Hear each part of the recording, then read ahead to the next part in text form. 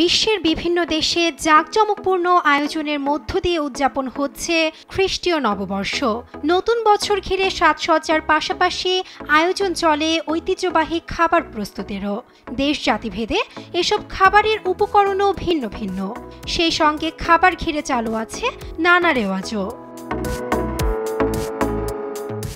নতুন বছরের প্রথম দিন ব্ল্যাক আইড পিস নামের এক ধরনের বিন বা ডাল জাতীয় খাবার খেয়ে থাকে আমেরিকানরা। নিউ ইয়ার ইভ পার্টিতে ব্ল্যাক আইড পিসের সঙ্গে স্মোকড মিট ও রাইস দিয়ে তৈরি খাবার হপেন জন পরিবেশন করা হয়। মার্কিনীদের বিশ্বাস, নতুন বছরে সৌভাগ্য নিয়ে আসবে এই ঐতিহ্যবাহী ডিশ। 12টি আঙুর খেয়ে নতুন বছর উদযাপনের রেওয়াজ আছে স্পেনে। নববর্ষ উপলক্ষে টাইমস স্কোয়ারে রাত 12টায় 12 বার ঘড়ির ঘণ্টা শোনা যায়। প্রতিবার শব্দের সঙ্গে একটি করে আঙুর খেয়ে নতুন বছর শুরু করার রীতি স্পেনীয়দের। 20 শতকের শুরু থেকে চলছে এ রেওয়াজ। কলাপাতায় মোড়া এক বিশেষ ধরনের খাবার খেয়ে মেক্সিকোতে শুরু হয় বর্ষবরণ উৎসব। তামালিস নামের এ খাবারে থাকে কর্ন, মাংস, পনির সহ নানা উপকরণ। নতুন বছরে এ খাবার মেনুটো নামের এক বিশেষ স্যুপের সঙ্গে পরিবেশন করা হয়। নেদারল্যান্ডসে নববর্ষ উপলক্ষে ডিপ ফ্রায়ারে ভাজা হয় ডোনাটের মতো এক ধরনের ডাম্পলিং, যার পরিচিতি অলিবোলের নামে। ভাজা তেলে তৈরি এ ঐতিহ্যবাহী খাবার নববর্ষ উপলক্ষে রাস্তার অলিতে গলিতে বিক্রি করা হয়।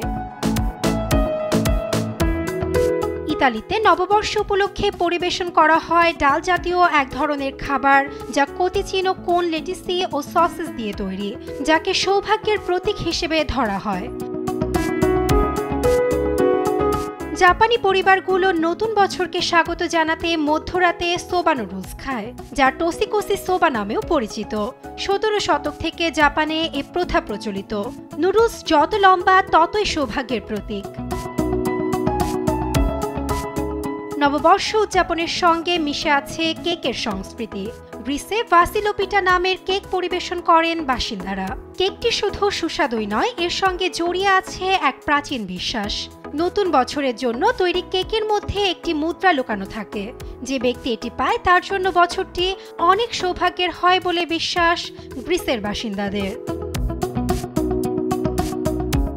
নববর্ষ উপলক্ষে ভিন্নধর্মী ঐতিহ্যবাহী খাবার তৈরির তালিকায় আছে অস্ট্রিয়া, জার্মানি, পোল্যান্ড, ডেনমার্ক সহ আরও অনেক দেশের নাম, যারা নিজ রীতি রেওয়াজ মেনে পুরনো সব জঞ্জাল পেছনে ফেলতে তৈরি করে এমন মুখরোচক খাবার। নাসরিন আক্তার, নিউজ ডেস্ক, দেশ টিভি।